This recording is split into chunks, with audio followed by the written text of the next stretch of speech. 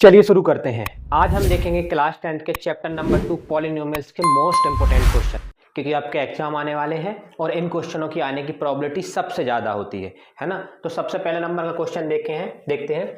Find the zeros of the quadratic polynomial and verify the relation between the zeros and coefficient. हमें quadratic polynomial के zeros find करने, हमें मालूम है quadratic polynomial के दो जीरोस होते हैं और उन दो जीरोस के बीच में और जो कोफिशिएंट है क्वाड्रेटिक पॉलिनोमियल के बीच में, है ना, जो क्वाड्रेटिक पॉलिनोमियल है उसके जो कोफिशिएंट है उनके बीच में रिलेशनशिप बताना है, जो कि हमें मालूम है क्या होता है ना। चलिए शुरू करते हैं। सबसे पहले देखा मैंने क्वाड्रेटिक पॉलिनोमियल लिखी हुई है, लेकिन ये जनरल फॉर्म में नहीं लिखी हुई है, तो सबसे पहली स्टेप रहती है जनरल फॉर्म में लिखी है। जनरल फॉर्म क्या बोलता है कि पहले स्क्वायर वाली टर्म आएगी, है ना, फिर जिसकी पावर 1 है वो आएगी, मतलब एक्स वाली टर्म आएगी, फिर कांस्टेंट टर्म आएगी। तो मैंने जनरल फॉर्म में लिखा, है ना। इक्वल टू जीरो नहीं है ना, ये इक्वल टू जीरो क्यों लिखा मैंने, ये हटा देता हूँ।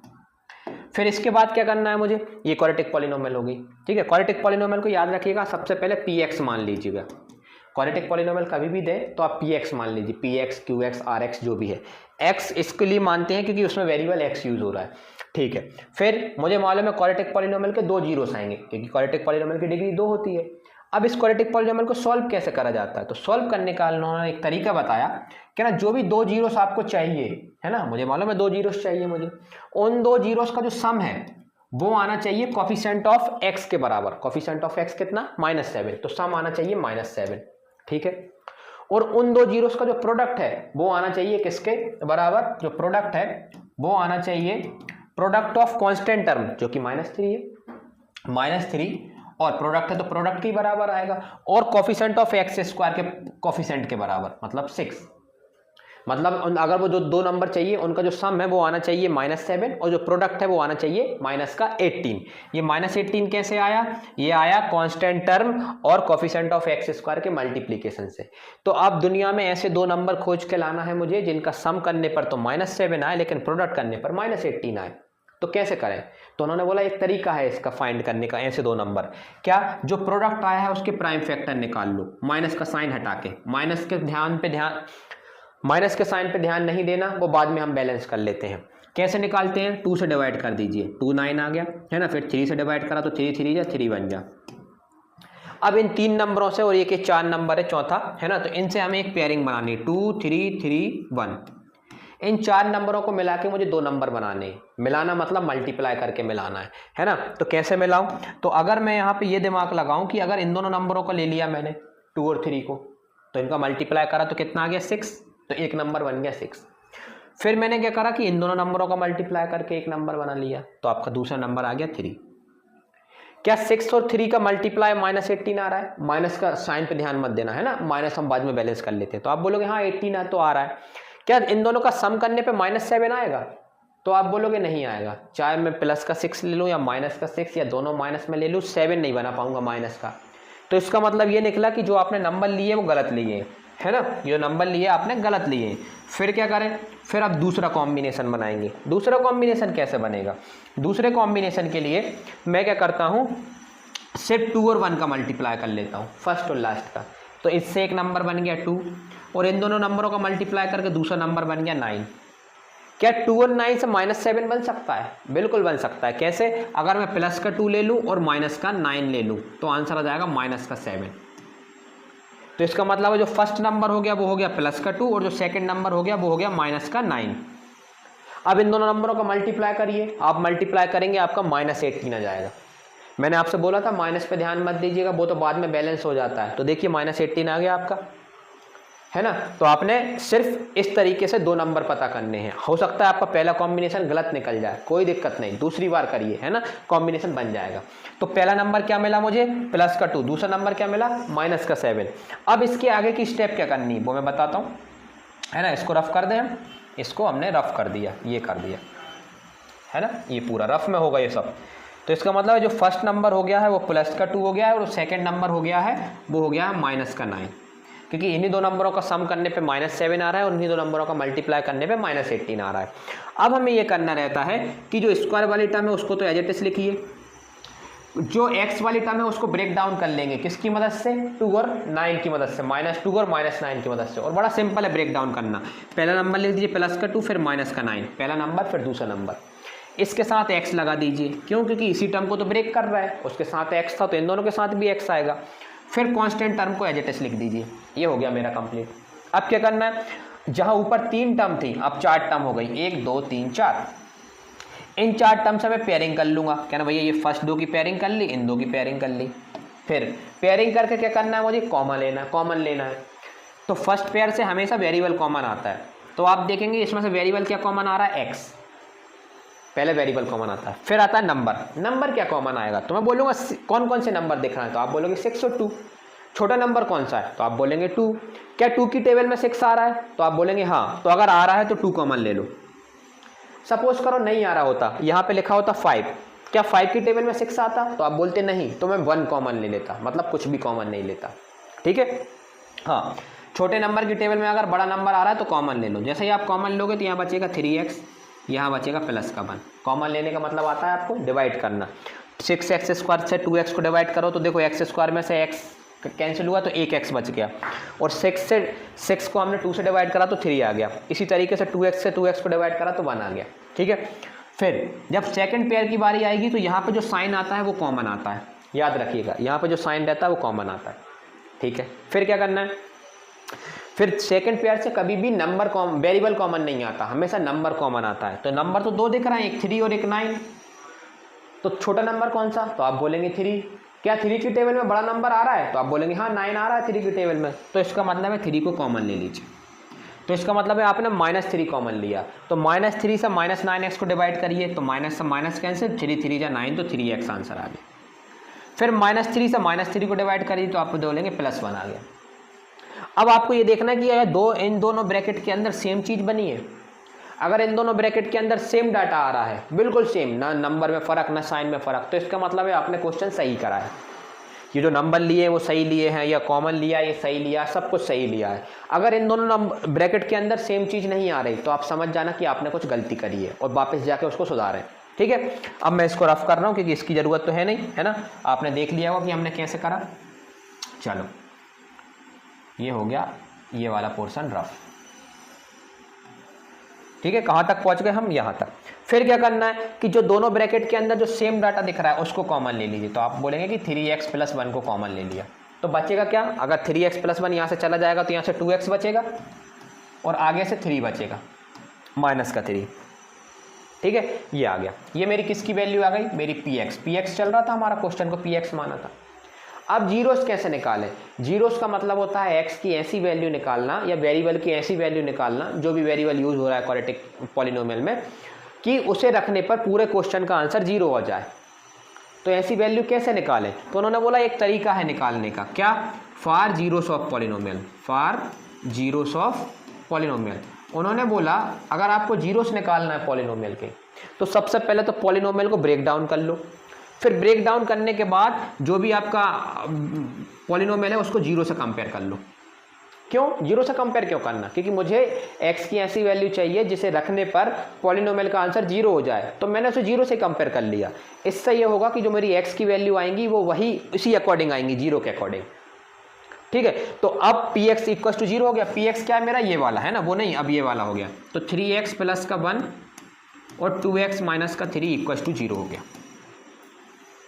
डन, यहाँ तक हो गया।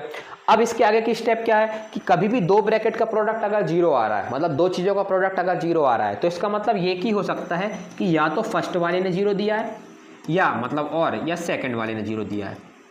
कहने का मतलब ये है कि इसके बाद की स्टेप ये है कि दोनों को 0 से कंपेयर करना है। पहले इसको करना है फिर इसको करना है, कैसे भी आप समझ लें। अगर कंपेयर करने के बाद यहाँ से x की वैल्यू निकालना है, तो पहले 1 जाएगा उस साइड, माइनस में गया, फिर 3 डिवाइड में चला जाएगा। यहाँ से अगर x की वैल्यू निकालेंगे तो पहले 3 जाएगा उस साइड प्लस में, फिर 2 डिवाइड में चला गया। ये जो x की जो 2 वैल्यू आई हैं यही आपके जीरोस ऑफ पॉलिनोमियल है, इस पॉलिनोमियल के जीरोस, इस पॉलिनोमियल के। तो आपका एक आंसर आ गया कि मैंने जीरोस निकाल लिए पॉलिनोमियल के। कैसे निकाले फिर से देख लें आप। सबसे पहले तो मैंने क्वाड्रेटिक पॉलिनोमियल को स्टैंडर्ड फॉर्म में लिखा, पहले स्क्वायर वाली टर्म, फिर पावर 1 वाली, फिर कांस्टेंट टर्म। फिर इसके 2 जीरोस आने वाले थे, तो मुझे ये बताया गया है कि 2 जीरोस निकालने का एक तरीका है, क्या, कि दोनों जीरोस का जो सम है वो आना चाहिए कोफिशिएंट ऑफ x के बराबर, मतलब -7, और उन दोनों का जो प्रोडक्ट है वो आना चाहिए इन दोनों के प्रोडक्ट के बराबर, इसके और इसके। तो मैंने इन दोनों की मदद से दो नंबर फाइंड कर लिए, वो दो नंबर थे प्लस का 2 माइनस का 7। प्लस के 2 माइनस 7 से बीच वाली टर्म को हमेशा ब्रेक डाउन करना है, हमेशा बीच वाली टर्म को। फिर 4 टर्म हो जाएंगी, दो दो टर्म का पेयरिंग करके कॉमन लेना है और कॉमन लेने के बाद यहाँ तक पहुँचना है। फिर हमें जीरोस निकाल रहे हैं, तो जीरोस निकालने का मतलब है क्वाड्रेटिक पॉलिनोमियल का आंसर जीरो आना चाहिए। तो मैंने पूरी क्वाड्रेटिक पॉलिनोमियल उठाई और उसको जीरो के सामने बिठा दिया। फिर इसके बाद अगर दो चीज़ों का प्रोडक्ट जीरो आ रहा है, इसका मतलब पहले वाले ने जीरो दिया होगा या दूसरे वाले ने। तो दोनों को जीरो से कंपेयर करने पर मुझे एक्स की दो वैल्यू मिल गई और मुझे पता है यही दो वैल्यू जीरोस ऑफ पॉलिनोमियल कहलाएंगी। तो मेरा एक क्वेश्चन कंप्लीट हो गया, find the zeros of quadratic polynomial. अब मुझे रिलेशनशिप फाइंड करना है between the zeros and coefficient. अब रिलेशनशिप कैसे फाइंड करें? तो एक्स की वैल्यू आ गई -1/3 एंड 3/2। क्या आ गया आपने? -1/3 and 3/2 are zeros of quadratic polynomial. क्या थी आपकी क्वाड्रेटिक पॉलिनोमियल? थी आपकी 6x² - 7x - 3। 6x² - 7x - 3। इस क्वाड्रेटिक पॉलिनोमियल के ये दोनों जीरोस आ गए। चेक भी कर सकते हो, कोई भी क्वाड्रेटिक ये उठा के x की जगह रख दें क्वाड्रेटिक पॉलिनोमियल में, आंसर जीरो आएगा। अगर आ रहा है तो बिल्कुल सही करें। अब मैं रिलेशनशिप निकालता हूं, है ना, क्योंकि दूसरे क्वेश्चन में हमें रिलेशनशिप बतानी थी। Relationship between zeros and coefficient, zeros and coefficient के बीच में रिलेशनशिप बतानी। पहला रिलेशनशिप क्या होता है? पहला रिलेशनशिप होता है sum of zeros, sum of zeros, ये होता है पहला रिलेशनशिप। सम क्या होगा भाई? ये दोनों जीरोस का तो करते हैं, -1/2 प्लस 3/2। ठीक है, -1/2 प्लस 3/2। इनका जैसे ही सम करेंगे तो मैं आपको मालूम है कि डिनोमिनेटर सेम है, तो ऊपर वाली term as it is set हो जाएंगी, -1 प्लस 3 जो कि हो गया 2/2, है ना, 2/2। ये आ गया अपना 2/2 माइनस का b/a, है ना। माइनस का 3/2 गलत करा यार, माइनस का 1/3 है, वही तो मैंने बोला माइनस का 1/3। कुछ इतनी जल्दी आंसर कैसे आ गया, 1 कैसे आ रहा है ना, ये माइनस का 1/3 है। चलो इसको सॉल्व करते हैं। कैसे सॉल्व करेंगे? ये यहाँ मल्टीप्लाई हुआ तो -2 हो गया, ये यहाँ मल्टीप्लाई हुआ तो 9 हुआ और ये दोनों आपस में मल्टीप्लाई होगा। यही तरीका करने का, क्रॉस मल्टीप्लिकेशन मेथड लगाया, आंसर आ गया आपका 7/6। 7/6। ये जो सम ऑफ जीरोस है ये आना चाहिए किसके बराबर? ये आना चाहिए माइनस का coefficient of x upon coefficient of x² के बराबर, कोफिशिएंट ऑफ x² के बराबर, इसके बराबर आना चाहिए।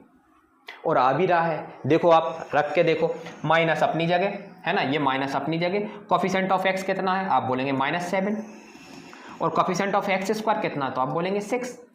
सॉल्व करेंगे तो देखो 7/6, इसका मतलब है मैं 7/6 को ये लिख सकता हूँ। आपको डायरेक्ट लिखना है, आपको सम ऑफ जीरोस करना है, फिर आपको डायरेक्ट उसके सामने ये वाली टर्म लिखना है, क्योंकि सम ऑफ जीरोस इसके बराबर ही आने चाहिए। ये रिलेशनशिप होता है, दोबारा फिर से नहीं निकालना, नहीं तो आप निकालने बैठ रहे हैं तो वो टाइम खराब है। जब आप निकाल चुके हो तो आप उसी को बता दो कि ना हाँ इसका डाटा यही है। हाँ, ऑफ रफ में जरूर चेक कर लेना कि ना मेरा वही आ रहा है कि नहीं। ठीक है, तो ये सम ऑफ जीरोस हो गया, तो ये पहला रिलेशनशिप कंप्लीट हो गया। फिर दूसरा रिलेशनशिप क्या है? दूसरा है product of zeros. Product of zeros मतलब दोनों जीरोस का प्रोडक्ट करना, -1/3 3/2 करिए प्रोडक्ट। जैसे ही आप प्रोडक्ट करेंगे तो ऊपर का ऊपर मल्टीप्लाई हो गया, नीचे का नीचे मल्टीप्लाई हो गया, -3 है ना। काट कैंसिल आउट भी कर सकते हो, देखो 3 से 3 कैंसिल हो गया, मतलब माइनस का 1/2 बच गया, तो ये माइनस का 1/2 आ गया। ये जो प्रोडक्ट है क्वाड्रेटिक पॉलिनोमियल्स के जीरोस का, वो आना चाहिए किसके बराबर? किसके बराबर आना चाहिए? वो आना चाहिए constant term upon coefficient of x² के बराबर, कोफिशिएंट ऑफ x² के बराबर। निकाल के भी देख लीजिए क्या कांस्टेंट टर्म, क्या है कांस्टेंट टर्म? तो आप बोलेंगे कांस्टेंट टर्म है -3, और कोफिशिएंट ऑफ x² कितना है? तो आप बोलेंगे 6।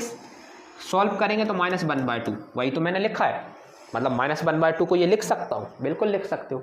तो ये फॉर्मूला होता है ना। क्या फॉर्मूला होता है कि सम ऑफ जीरोस जो है वो इसके बराबर होना चाहिए, है ना, आता ही है, और प्रोडक्ट ऑफ जीरोस इसके बराबर आना चाहिए। अगर ये दोनों बराबर आ रहे हैं तो इसका मतलब है कि आपने सही करा है, सम ऑफ जीरोस सही फाइंड करें, क्योंकि उनका सम इनके बराबर आ रहा है ना। और 2 बार आंसर नहीं निकालना, सम ऑफ जीरोस का आंसर जो आएगा उसके सामने आप ये वाला फॉर्मूला लिख देंगे, क्योंकि इसी के बराबर ही आना चाहिए। और आप इसको रफ में सॉल्व करें तो यही आना चाहिए 7/6, है ना, नहीं तो आप यहाँ भी 7/6 प्रूफ कर रहा है। ये होता है पूरा एक लाइन में ऐसा रिलेशनशिप बताना है, पूरा एक ही लाइन में।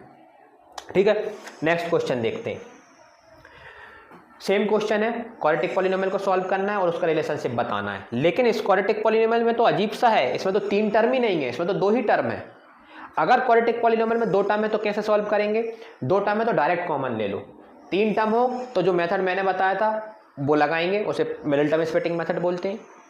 अगर 2 टर्म है तो कोई मेथड नहीं लगेगा, सीधा कॉमन लिया जाएगा। कॉमन लीजिए भाई, तो सबसे पहले तो वेरिएबल कॉमन आ रहा है p, ठीक है, और कांस्टेंट क्या कॉमन आ रहा था? आप बोलेंगे 4 और 8 है, तो मैं बोलूँगा छोटा नंबर कौन? आप बोलेंगे 4 की टेबल पढ़िए, क्या 8 आता है? हाँ बोलेंगे हाँ, तो इसका मतलब है 4 को कॉमन ले लीजिए। और नहीं आ रहा होता तो कुछ भी कॉमन नहीं लेते। लीजिए 4p मतलब डिवाइड करा तो ये आ गया p प्लस का यहाँ आ गया 2, है ना, 2। कॉमन लेने का मतलब होता है डिवाइड कर दो, 4p से पहले इसको डिवाइड करो फिर इसको डिवाइड करो, ठीक है। सबसे पहले पॉलिनोमियल को px मान लेना है ना, लेट px बराबर ये। अब for zeros of polynomial, for zeros of polynomial, polynomial के जीरोस के लिए क्या करना पड़ता है? ये जो पूरी पॉलिनोमियल है उसको उठा के किसके सामने बिठा दो? 0 के सामने बिठा दो, सही है। अब आपने 0 के सामने बिठा दिया तो आपको ये दिख रहा है, ये ब्रैकेट में लिख दूं, 2 ब्रैकेट का प्रोडक्ट 0 आ रहा है, इसका मतलब या तो पहले वाले ने 0 दिया है या दूसरे वाले ने 0 दिया है, यही केस हो सकता है और कोई केस पॉसिबल नहीं है। तो इसका मतलब है p की वैल्यू यहाँ से 0 आ गई, क्योंकि 4 तो 0 के डिवाइड में जाएगा तो वो 0 ही हो जाएगा, है ना, और p की वैल्यू यहाँ से -2 आ गई। तो ये जो 0 एंड -2 है, 0 and -2 are zeros of px, जो कि आपकी पॉलिनोमियल है उसके जीरोस है। तो पहला क्वेश्चन कंप्लीट हो गया, मैंने जीरोस निकाल लिए, है ना, जीरोस निकाल लिए मैंने। अब मुझे क्या बताना है? रिलेशनशिप। इस क्वेश्चन को हम नेक्स्ट स्लाइड में डाल देंगे, है ना, इस क्वेश्चन को हम नेक्स्ट स्लाइड में डाल देंगे, रिलेशनशिप कि नेक्स्ट स्लाइड में रिलेशनशिप बता दूं, है ना, क्योंकि पूरा रिलेशनशिप तो पूरा लंबा जाएगा। चलो नेक्स्ट स्लाइड में रिलेशनशिप बता दे रहा है, क्या है? 0 और -2, है ना, 0 और -2, 0 एंड -2 आए हैं हमारे जीरोस, आर जीरोस ऑफ कौन सी पॉलिनोमियल थी हमारी? 4p² plus 8p, 4p² plus 8p के हमारे 2 जीरोस आए, 0 और -2। अब क्या करना है? रिलेशनशिप बताना है। रिलेशनशिप में आपको मालूम है, रिलेशनशिप पहला रिलेशनशिप क्या होता है? Sum of zeros, sum of zeros निकालिए भाई, सम ऑफ जीरोस। तो आप बोलेंगे सम ऑफ जीरोस मतलब दोनों का सम कर दूं भैया, तो -2 प्लस 0, आंसर आ गया -2। मैंने बोला ये किसके बराबर आना चाहिए? तो आप बोलेंगे कि भैया ये आना चाहिए minus coefficient of x upon coefficient of x² के बराबर। जरा रफ में चेक करो, क्या ये इसका आंसर भी -2 आ रहा है? क्योंकि नहीं आएगा तो गलत है। आप ये कहना चाह रहा है कि इनका जो सम -2 आया है वो इसके बराबर है। हम दोबारा नहीं निकालते, एक ही बार में बता देते हैं। जैसे सपोज करो a और c का आंसर 2 आ रहा है, तो हम ऐसा नहीं बताते कि a बराबर 2 बराबर c। इसका मतलब a का आंसर भी 2 है, c का आंसर भी 2 है, तो ये है, अलग अलग थोड़ी लिखेंगे हम, है ना, कि a की वैल्यू 2 है, c की वैल्यू 2 है। तो इसी तरीके से हमने इसको करा। जरा रफ में इसका आंसर निकालता हूँ, माइनस कोफिशिएंट ऑफ x, तो आप बोलेंगे, अब जरा ध्यान देख दीजिए, एक गलती छोटी सी, क्या यहाँ पे वेरिएबल x आ ही नहीं रहा है, इनने तो वेरिएबल p यूज करा है, तो हम भी p यूज करेंगे, कोफिशिएंट ऑफ x नहीं, इसको बोलो आप कोफिशिएंट ऑफ p। अच्छा, मतलब जो वेरिएबल बोलेंगे वही हमें लेना है। हाँ, तो यहाँ कोफिशिएंट ऑफ p और कोफिशिएंट ऑफ p² आएगा। कोफिशिएंट ऑफ p कितना है? तो आप बोलेंगे 8, और कोफिशिएंट ऑफ p² कितना है? तो आप बोलेंगे 4। सॉल्व करेंगे, -2 आ रहा है, देखो यहाँ पे भी -2 आ रहा है। इसका मतलब है ये जो मैंने लिखा है वो सही लिखा है, ठीक है, ये आपको रफ में चेक करना है, ठीक है। सेकंड रिलेशनशिप क्या है? सेकंड रिलेशनशिप होता है प्रोडक्ट ऑफ जीरोस।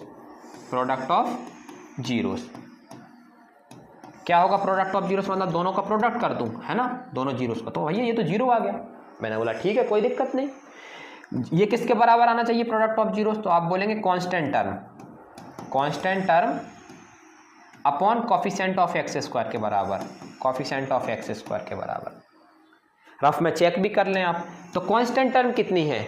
अरे भैया यहाँ तो कांस्टेंट टर्म कोई है ही नहीं, नहीं है तो मैथमेटिक्स में उसको बोला जाता है 0, तो कांस्टेंट टर्म हो गई 0। कोफिशिएंट ऑफ x² कितना है? 4, और 0 अपॉन कुछ भी मतलब 0, मतलब वही आंसर आ गया। इसका मतलब है कि मैंने जो निकाला, जो जीरोस निकाले वो सही आए, जो रिलेशनशिप बताया वो भी बिल्कुल सही है। रिलेशनशिप पूरा एक ही लाइन में इस तरीके से बताया जाएगा। डन। चलिए नेक्स्ट क्वेश्चन देखते हैं। कौन सा क्वेश्चन था हमारा, छूट गया था, ये टी स्क्वायर माइनस 5 वाला है ना, इसको अगली स्लाइड में ले लेना, टी स्क्वायर माइनस 5। चलो टी स्क्वायर माइनस 5, तीसरा क्वेश्चन सी नंबर का, टी स्क्वायर माइनस का 5 दिख रहा है, दो चीज़ों का प्रोडक्ट जीरो दिख रहा है, मतलब क्वाड्रेटिक पॉलिनोमियल है क्योंकि पावर 2 दिख रही, लेकिन इसमें तो 3 टर्म है ही नहीं और 2 टर्म है, और भैया 2 टर्म है लेकिन इसमें से कुछ कॉमन नहीं आएगा। तो 2 टर्म होंगी तो 2 केस बनेंगे, या तो कॉमन आएगा, कॉमन तब आएगा जब दोनों में वेरिएबल होगा, और अगर कॉमन नहीं आ रहा तो इसका मतलब है दोनों में वेरिएबल नहीं है, एक टर्म के पास वेरिएबल है दूसरे के पास नहीं है।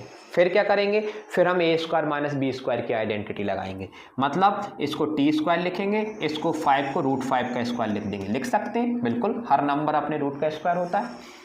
पॉलिनोमियल को पी एक्स मानेंगे, ए स्क्वायर माइनस बी स्क्वायर की आइडेंटिटी लगाएंगे, क्या होती है भैया, क्या ना 2 ब्रैकेट लिखो, लगाए a माइनस बी मतलब t और फिर b की पोजीशन पर √5 लिखा, तो a माइनस बी फिर a प्लस बी, यही होती है हमारी identity A square minus B square की, a minus B a plus B. आपको पता है for zeros of P X, zeros के लिए आप पूरी क्वाड्रेटिक पॉलिनोमियल को किसके सामने बिठा देंगे, उठा के जीरो के सामने, तो आपने क्वाड्रेटिक पॉलिनोमियल लिखी और उसको बिठाया जीरो के सामने, और अगर दो चीज़ों का प्रोडक्ट जीरो आ रहा है तो दोनों को जीरो से कंपेयर करा, है ना। तो हमने जैसे ही जीरो से दोनों को कंपेयर करा तो आपको पता चला कि पहले से तो आंसर आ गया है √5, क्योंकि उस साइड माइनस में था, उस साइड जाके प्लस में हो गया। यहाँ से आंसर आ रहा है माइनस का √15, 5 नहीं है 15 है कि 5 है, 5 है भाई, 15 कहाँ से आ गया, ये 5 चल रहा था, है ना, सॉरी ये इधर गलती हो गई, ये 5 था, है ना, इसको मिटा देते हैं, यहाँ भी 5 है ना, और ये भी 5 है और ये भी 5 है, ठीक है। चलो t माइनस का √5, t प्लस का √5, पता नहीं बातों में 5 की जगह 15 कैसे आ गया, √5 डन। तो यहाँ से t की वैल्यू आ गई √5 और यहाँ से t की वैल्यू आ गई माइनस का √5, इसका मतलब है ये दो t की 2 वैल्यू आई हैं, यही आपके जीरोस कहलाएंगे, इस पॉलिनोमियल के जीरोस, ठीक है। ऐसे तो कभी भी अगर 2 टर्म मिल जाए या तो कॉमन लेंगे, कब लेंगे, जब दोनों में वेरिएबल होगा, और अगर दोनों में वेरिएबल नहीं है तो हम ए स्क्वायर माइनस बी स्क्वायर की आइडेंटिटी लगाएंगे।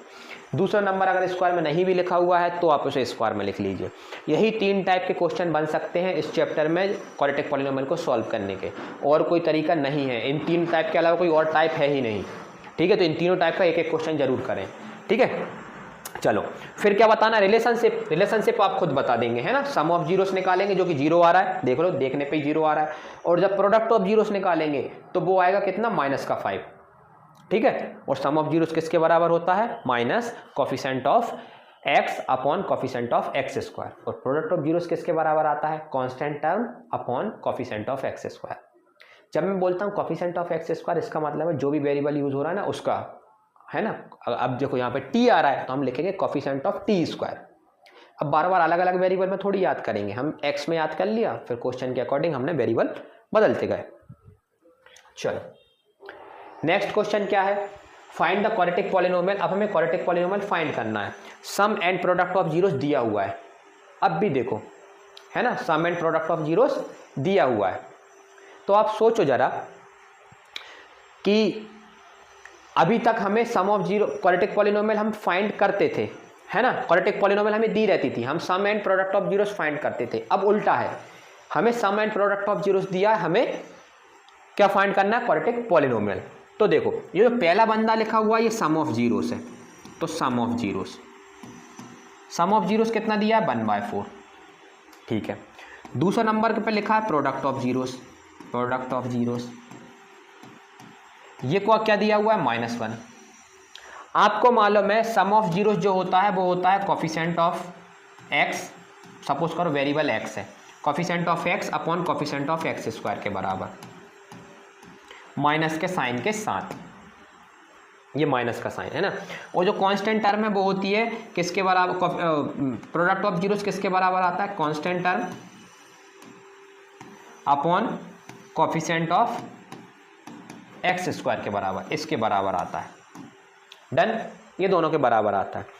तो आप दोनों में एक चीज देखो, है ना, क्या देखें कि डिनोमिनेटर पे ध्यान दें, डिनोमिनेटर तो दोनों का सेम है, कोफिशिएंट ऑफ x स्क्वायर, लेकिन इनमें तो डिनोमिनेटर अलग अलग है, यहाँ पे तो 1 लिखा हुआ है, तो अलग अलग है। तो ऐसा कैसे पॉसिबल है? तो ऐसा इसलिए पॉसिबल है क्योंकि जब वो देते हैं तो उसको सिंप्लीफाई कर लेते हैं, है ना। जैसे 2/4 लिखा है तो उसको 1/2 लिख देंगे। तो हमें क्या करना है, इन दोनों का डिनोमिनेटर सेम बनाना है, क्योंकि है same coefficient of x square coefficient of x square. तो कैसे बनाए, या तो 4 को 1 बना लो या 1 को 4 बना लो। तो मुझे 1 को 4 बनाना ज़्यादा आसान लग रहा है, ठीक है, तो 1 को 4 बना लिया। अब देखो दोनों का डिनोमिनेटर सेम लिखा, यहाँ भी 4 यहाँ भी 4, लेकिन इसकी वजह से ऊपर वाला चेंज हो गया, ठीक है। तो अगर आप कंपेयर करेंगे तो आपको कंपेयर करने पे क्या मिलेगा, अच्छा कंपेयर करने पे क्या मिलेगा आपको कि कोफिशिएंट ऑफ एक्स की वैल्यू क्या आ गई, कोफिशिएंट ऑफ एक्स की वैल्यू आ गई 1। लेकिन एक गलती हो जाती, इस माइनस को हम नहीं पहुंचाते यहाँ, तो कोफिशिएंट ऑफ एक्स की वैल्यू आ गई -1, है ना। तो कंपेयर करने पर आपको कोफिशिएंट ऑफ एक्स जो आ गया वो -1 आ गया, कोफिशिएंट ऑफ एक्स -1 आ गया। कोफिशिएंट ऑफ एक्स स्क्वायर कितना है 4, जो कि दोनों में आ रहा है, किसी से भी कर लो। कोफिशिएंट ऑफ एक्स स्क्वायर बराबर आ गया 4, ठीक है। फिर आता है कांस्टेंट टर्म। कांस्टेंट टर्म कितनी हो गई, पहले -1 थी लेकिन अब 4 हो गई है, तो कांस्टेंट टर्म हो गई है आपकी, कांस्टेंट टर्म आ गई है आपकी -4। तीनों डाटा आ गए। अब मुझे पॉलिनोमियल फाइंड करनी, तो सबसे पहले स्टार्टिंग में पॉलिनोमियल मान लीजिए, लेट रिक्वायर्ड पॉलिनोमियल। पॉलिनोमियल क्या मान लूँ, वेरिएबल एक्स मान लूँ, है ना। जो पॉलिनोमियल है पी एक्स वो आपने मान ली ax स्क्वायर प्लस का bx प्लस का c, ये आपकी पॉलिनोमियल है। अब आपका आंसर क्या आ गया, आंसर आ गया, आप वैल्यू सब्स्टिट्यूट कर दो। आपका देखो कोफिशिएंट ऑफ एक्स कितना आया, कोफिशिएंट ऑफ एक्स स्क्वायर कितना आया है 4, यहाँ पे आपने क्या माना था a, तो a की पोजीशन पे आ गया 4। कोफिशिएंट ऑफ एक्स को ही हम a बोल देते हैं, कोफिशिएंट ऑफ एक्स स्क्वायर को a, कोफिशिएंट ऑफ एक्स को b और कांस्टेंट टर्म को c, ठीक है। तो आपकी पॉलिनोमियल क्या आ गई, पॉलिनोमियल क्या आ गई, कोफिशिएंट ऑफ एक्स स्क्वायर 4 है, तो यहाँ पे a हट गया और 4 आ गया, ठीक है। अब हमें a की वैल्यू मिल गई है, a की वैल्यू कितनी आई 4, प्लस का कोफिशिएंट ऑफ x कितना है -1, यहाँ पे कितना था b, तो यहाँ पे हो गया -1x, और कांस्टेंट टर्म यहाँ पे c है, और जबकि कांस्टेंट टर्म निकाली कितनी मैंने -4। ये मेरी क्वाड्रेटिक पॉलिनोमियल आ गई। इसे थोड़ा और सिंपलीफाई कर लो तो ये लिखा है 4x स्क्वायर -x -4। ये वो क्वाड्रेटिक पॉलिनोमियल है जिसका सम ऑफ जीरोस 1/4 है और प्रोडक्ट ऑफ जीरोस -1 है। तो बड़ा सिंपल है कैसे करना, जो अभी फॉर्मूला देखा था सेम फॉर्मूला, बस गलती होने के चांस यहाँ रहते हैं, लोग जल्दबाजी में कंपेयर कर देते हैं। पहले ये चीज़ सेम बनाएं, बिल्कुल सेम होनी चाहिए, अगर नहीं है तो बनाएं, अगर है तो कोई दिक्कत ही नहीं है। फिर इसके बाद फॉर्मूला लगा के आंसर लिख दें, है ना, कंपेयर करके। चलो एक क्वेश्चन और देखते हैं। ये क्या दिया हुआ है, sum of zeros, sum of zeros कितना दिया है 4, प्रोडक्ट ऑफ जीरोस कितना दिया है, प्रोडक्ट ऑफ जीरोस दिया हुआ है 1, ठीक है। अब देखो, अब आप सीख गए, आपने पॉलिनोमियल क्या मानी, आपने पॉलिनोमियल मानी ax स्क्वायर प्लस का bx प्लस c, कोई भी वेरिएबल मान सकते हो। आपको मालूम है सम ऑफ जीरोस कितना होता है, coefficient of sum of zeros कितना होता है, आपको मालूम है सम ऑफ जीरोस होता है कोफिशिएंट क्या निकल रहा है, सम ऑफ जीरोस होता है -b/a, coefficient of x upon coefficient of x square के बराबर, ठीक है। तो कोफिशिएंट ऑफ x कितना है b और कोफिशिएंट ऑफ x स्क्वायर कितना है a, और प्रोडक्ट ऑफ जीरोस किसके बराबर होता है c/a के, c/a मतलब constant term upon coefficient of x square, ठीक है। अब जरा कंपेयर करें, क्या दोनों के नीचे वाली पार्टी सेम है, तो आप बोलेंगे हाँ दोनों के नीचे 1 1 है। देखो इसके नीचे भी 1 है, इसके नीचे भी 1 है। इसका मतलब है कंपेयर करने पर आपको ये पता चला कि कंपेयर करने पर मुझे ये पता चला, तो इस बार मुझे बनाने की ज़रूरत नहीं है ना। कंपेयर करने पर मुझे ये पता चला कि a की वैल्यू तो आ गई 1, b की वैल्यू आ गई -4, माइनस को साइड ले जाना ना भूलें, और c की वैल्यू आ गई 1। अगर a b c मिल गए तो मेरी जो पॉलिनोमियल है वो भी बन गई। यहाँ पे a b c की वैल्यू सब्स्टिट्यूट कर दो, तो यहाँ आ गया x स्क्वायर माइनस का 4x प्लस का 1, ये मेरी पॉलिनोमियल आ गई। ये वो पॉलिनोमियल है दुनिया की जिसका सम ऑफ जीरोस 4 है और प्रोडक्ट ऑफ जीरोस 1 है। इस बार मैंने a और b यूज़ कर दिया आपके लिए, वो पूरा फॉर्मूला नहीं लिखा, ये वाला है ना, ये वाला। इसका मतलब भी वही होता है -b/a, क्योंकि कोफिशिएंट ऑफ x को हम b बोलते हैं, कोफिशिएंट ऑफ x स्क्वायर को a बोलते हैं और कांस्टेंट टर्म को c बोलते हैं। चलो लास्ट क्वेश्चन देखते हैं, और ये ऑब्जेक्टिव के लिए है। किसके लिए, ऑब्जेक्टिव के लिए। हर साल आता है, ऑब्जेक्टिव में पूछा जाता है ना, ऑब्जेक्टिव में पूछा जाता है ये क्वेश्चन हर साल। क्या करना है इसमें हमें कि हमें जीरोस पता करना किसी भी पॉलिनोमियल के। अगर वो ग्राफ दे दें, अभी तक हम जो जीरोस पता करते थे वो हमें इक्वेशन देते थे तो हम उसकी मदद से जीरोस पता करते थे फैक्टराइजेशन मेथड से या जैसे भी करना है हमें। लेकिन अगर उन्होंने हमें ग्राफ दिया है फिर कैसे पता करें? तो ग्राफ पे जीरोस पता करने का मतलब ये रहता है कि आप ग्राफ को देखें और ये देखें ग्राफ में कि वो ग्राफ एक्स एक्सिस को कितने पॉइंट पर कट कर रहा है। जितने भी पॉइंट पर कट कर रहा होगा उतने उस पॉलिनोमियल के जीरोस होंगे और जिस पॉइंट पे कट कर रहा होगा वो उस जीरोस का नाम होगा। अगर मैं बोलूं कि ये आपका ग्राफ है, ये एक्स एक्सिस को कहाँ कट कर रहा है, तो आप बोलेंगे यहाँ पे कट कर रहा है इस पॉइंट पर।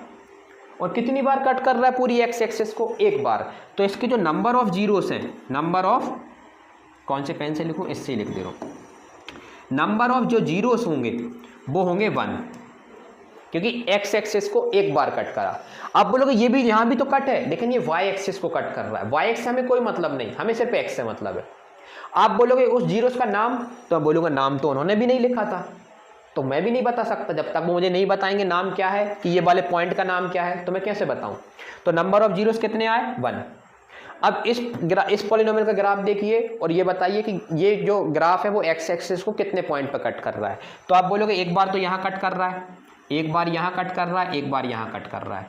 इसका मतलब है नंबर ऑफ जीरोस कितने हो गए? नंबर ऑफ जीरोस कितने हो गए? 3। उनके नाम नहीं मालूम क्योंकि उन्होंने नहीं दिया। अब सपोज करो उन्होंने बोल दिया होता कि ये जो पॉइंट है वो है 1, ये पॉइंट है 2 और ये पॉइंट है 3, तो मैं जीरोस बता देता 3 है और उनके जो नाम है वो है 1 2 3। अगर वो नहीं दे रहे हैं तो मैं भी नहीं बता पाऊंगा। ठीक है, डन। आप बोलोगे यहाँ भी तो कट कर रहा है, वाई को कट कर रहा है, वाई से मुझे कोई मतलब नहीं। तीसरे ग्राफ पे आते हैं। क्या ये ग्राफ एक्स एक्सिस को कट कर रहा है? बिल्कुल नहीं कट रहा है, ये तो वाई को कट कर रहा है। तो अगर एक्स एक्सिस को नहीं कट कर रहा तो इसका मतलब है जो नंबर ऑफ जीरोस होंगे, नंबर ऑफ जीरोस वो एक भी नहीं होगा, मतलब जीरोस होंगे, जीरो होगा। नंबर ऑफ जीरोस जीरो होंगे, एक भी जीरोस नहीं है। क्यों? क्योंकि वो पॉलिनोमियल को कट ही नहीं कर रहा, वो एक्स एक्सिस को कट ही नहीं कर रहा ग्राफ पॉलिनोमियल का। ठीक है, आपको एक चीज और बता दूं, अगर नंबर ऑफ जीरो 1 आता है तो इसका मतलब है ये लीनियर पॉलिनोमियल है, क्योंकि 1 आ रहा है तो लीनियर पॉलिनोमियल है। अगर नंबर ऑफ जीरोस 3 आ रहे हैं तो ये क्यूबिक पॉलिनोमियल है, क्यूबिक पॉलिनोमियल है। और अगर नंबर ऑफ जीरोस 2 आ रहे होते तो मैं क्वाड्रेटिक पॉलिनोमियल बोलता।